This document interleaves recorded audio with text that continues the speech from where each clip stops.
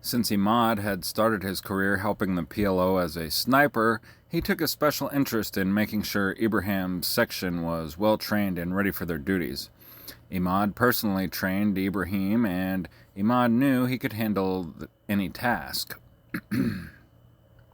We have completed the testing on the new system and will be ready to use it at the celebration. Ibrahim was referring to the acoustic counter-sniper system they just purchased through a contact in Saudi Arabia. Ibrahim would have one group monitor the acoustic sensors and computer, but he would also have 3 teams of snipers located on the roofs nearest the speaker's podium. These men, armed with Dragunov sniper rifles, binoculars, and radios, would keep a sharp eye out for other snipers and threats in the crowd. Imad would personally command a 20-man section that would be stationed in a nearby building out of the view of the people. This section was a heavily armed reactionary force, ready to take on any unforeseen threats. Take this assignment seriously, as Allah is watching you, and so is Saeed Nasrallah. Allah Akbar! Allah Akbar! They returned in unison. God is great. There was nothing else to say. Central Airport, Iraklion, Crete, June 8th, early afternoon. The plane trip from Marseille to the capital of Crete, the largest of the Greek islands, was uneventful. It was easy to get aboard Dory's private plane in France, unnoticed by the airport officials. All Jacques had to do was lie down in the back of Dory's blocked-out limousine and then get on the plane while it was still parked in the hangar.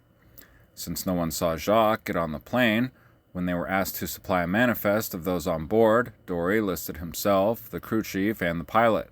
Just in case the plane was boarded by French officials, Dory had a smuggler's compartment built into the private bathroom where Jacques could hide if needed. After 4 hours of smooth flying, Dory and Jacques were on the ancient island of Crete. When they arrived at Dory's hangar, they got off the plane and into a waiting vehicle. They didn't have to worry about nosy customs officials because the officials at the airport were paid to look the other way. As long as there was no embarrassing incidents associated with Dory while he stayed on the island, he could discreetly move 1 or 2 people in and out of the airport with no questions asked. Crete was a major European tourist attraction, with millions of people a year traveling to the beautiful mountainous island. There was a constant flow of planes flying in and out of the island, and privately chartered aircraft, like Dory's, were common. The island also boasted a booming recreational and pleasure boating community. In addition to the legal means of getting in and out of Crete, there were the extra-legal ones. Due to Crete's ideal location in the Mediterranean, the island was a minor hub for trafficking illegal drugs and people. All in all, Crete provided the perfect locale for a person to discreetly arrive and then depart without anyone from officialdom taking notice. The next leg of the journey would take a little longer. Dory and Jacques would depart Crete on a private yacht, cross the remainder of the eastern Mediterranean over the course of several days, and arrive at a private dock on the coast of Lebanon. Jacques could have flown commercially to Lebanon with much less hassle. However, an incriminating trail of credit card transactions and receipts could be connected to him. Also, Jacques didn't want to bomb one of his assumed identities when he didn't have to.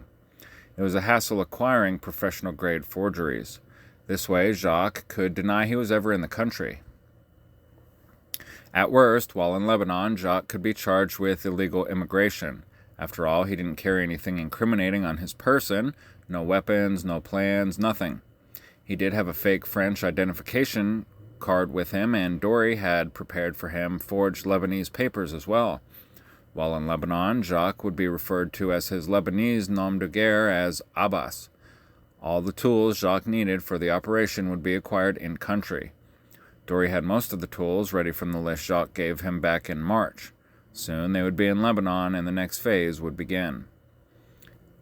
A safe house, Jebel Lebanon, June 10th, late morning. Jacques and Dory arrived at Jebel as planned. Dory's men were waiting to help dock the yacht. A car was waiting to take them to the safe house. While they had a secure house to work in, they also had access to a secluded farm just north of the town they could use as needed. Security wasn't an issue this far north because it was a Christian-dominated area.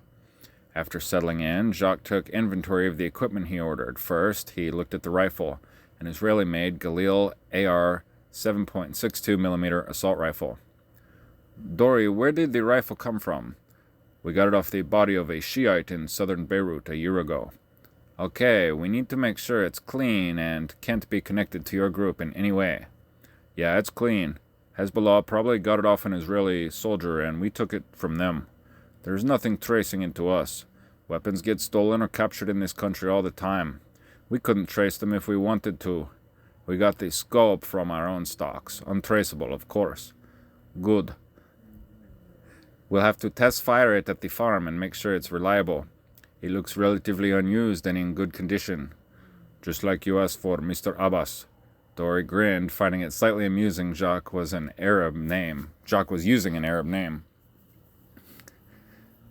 And the suppressor. Jacques was looking at a BR Toot reflex suppressor. He preferred this model of suppressor because it snapped on the Galil with ease and only lengthened the weapon by a couple of inches. It was a quiet, reliable suppressor. Brand new, out of the box. Got it from one of our regular contacts in Europe. No connection to us. How about this tilt pan unit? That was easy. We got it off the black market, paid in cash, with no questions asked. My guy who bought it said he needed it for his camera so he could make home movies with his girlfriend. Dory smiled again. He thought that was pretty funny. And the webcam? Jacques inspected the camera as he talked. Yup, that's an easy one too. From a local vendor in a cash transaction. Latest model, good optics. Came with the software and everything. Everyone is buying those things around here. We got it near the university. The laptops? Jacques looked at the two compact Toughbook laptop computers. Bought those two used, but in good shape, from a consignment shop in the capital. About a year old. Cash, no questions asked. How about internet service in the capital? It depends where you're at. All the major hotels have the latest, and most of the lines have been repaired since the Israelis bombed them in the summer. You can just plug your laptop in once you're in your room and you're connected. In other areas, people go with satellite service. You may have some lag time, but it's pretty reliable.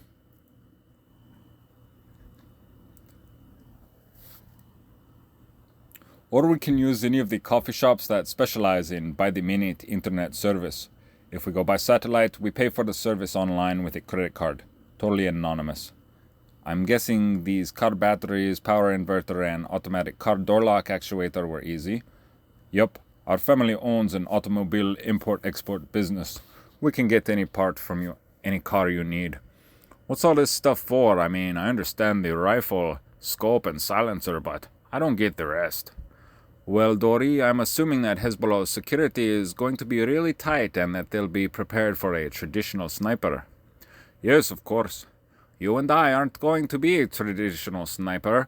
We're going to build a remotely controlled sniper rifle that we can control via the internet from 100 meters away, or a mile away, or any country away.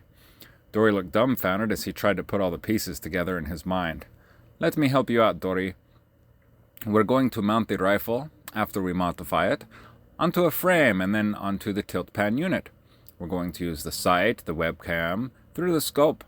We're going to attach the automatic car door actuator to the trigger. We're going to wire the tilt pan unit, webcam, and actuator to the laptop. We're going to power all this with the car batteries, if we have to. Then we're going to network the second laptop to the first one so we can control the rifle remotely.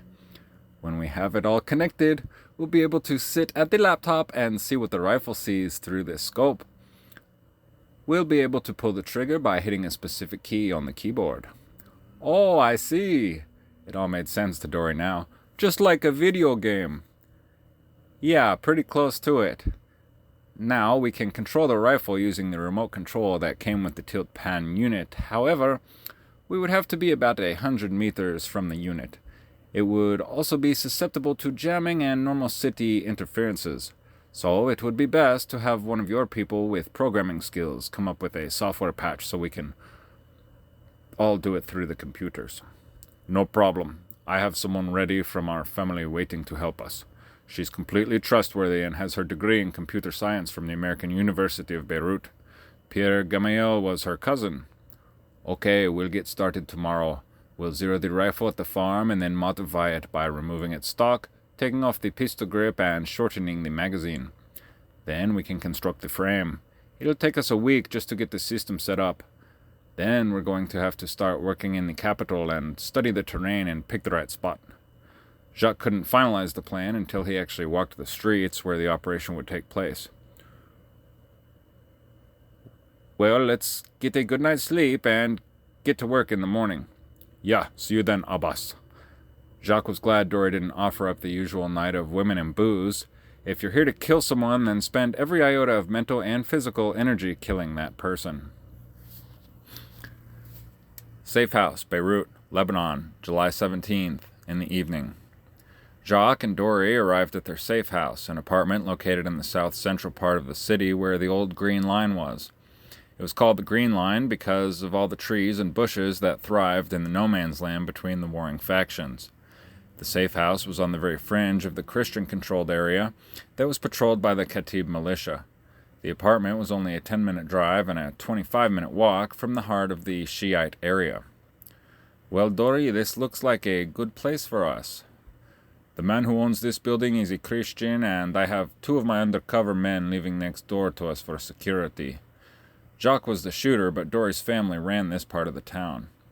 We need to get a feel for the city and see what kind of security Hezbollah has set up here. Jacques walked through the apartment as he talked, inspecting the kitchen and the refrigerator. Bring! Dory's cell phone rang from inside his jacket. Yes, okay, got it. Dory hung up the phone. That was William. We got a location for August. Martyrs Square. No exact date yet. One of our other safe houses has a view of the square. We knew such a location would come in handy eventually. It's a popular area for the Shiites to gather. Perfect. We'll set up the system in that location. Is it an apartment? Yes. We put one of Pierre's second cousins by marriage there 6 months ago. He uses a Shiite name, prays at a Shiite mosque, and goes to the university to study for religion. The day we do our operation, he'll go back north and disappear like he was never there. Dory had already called the cousins so that he knew to expect visitors. Jacques wondered to himself how many family members Dory had. They were like the Corsican mob. They had their hands in everything. Okay, we'll have to check it out and then start moving the equipment up there piece by piece so no one notices. We can bring it up in food bags, appliance boxes, coolers, or anything else that fits in. We're going to have to hide it in there too. Yeah, we're prepared for that. The couches there is hollowed out so we can lift up the cushions and store it in there, completely hidden from view. First thing we have to do is check out the window we'll be shooting from. What kind of windows are in the apartment? Jacques wanted to know what kind of tools they would need to modify the windows. Just the normal windows with panes. Dory's eyes were shut tight as he searched his memory, trying to conjure up an image of the windows in the building. So, just like the ones in this apartment. Jacques knew from experience that no matter where you were in the world, a specific area usually exhibited the same kind of architecture. If a building in one neighborhood had a certain design, a building in another part of the city probably had the same architectural features, the same doors, the same windows, the same roof. Yes, now that I think of it, exactly the same. Are we going to shoot with the window open just a crack? No. Standard counter-sniper procedure throughout the world, either here, in Europe, or wherever, is to ensure all windows in the area are closed shut, because if a sniper shoots through a plane of glass, the first round will deflect and probably miss the target. Also, the shattered glass will not only be heard, but can be seen from a distance. So if you're saying the window will be shut, but we're not shooting through it, what are we going to do? Dory didn't understand. Here's what we do. We replace the bottom panes of glass with thin, clear plastic. So from a distance, it looks like normal clear glass. However, when we shoot through it, the rounds punch straight through with no deflection, and the plastic doesn't shatter. There are just small holes in it from where the bullets go through. Oh, I see. Very clever. Never would have thought of that. Dory was impressed. We could do other techniques if we really had to, like cut a small hole in the glass and cover it with plastic, or even make a gun port by knocking out a small hole in the wall so we don't even have to go through the window. But since the windows have panes like the ones here in our apartment, that's the best way to go. We can change out the panes of glass with specific ones quickly and quietly at night, But first, let's drive by Martyr Square and the apartment so we can come up with a plan. Okay, I'll let my men know that we're leaving.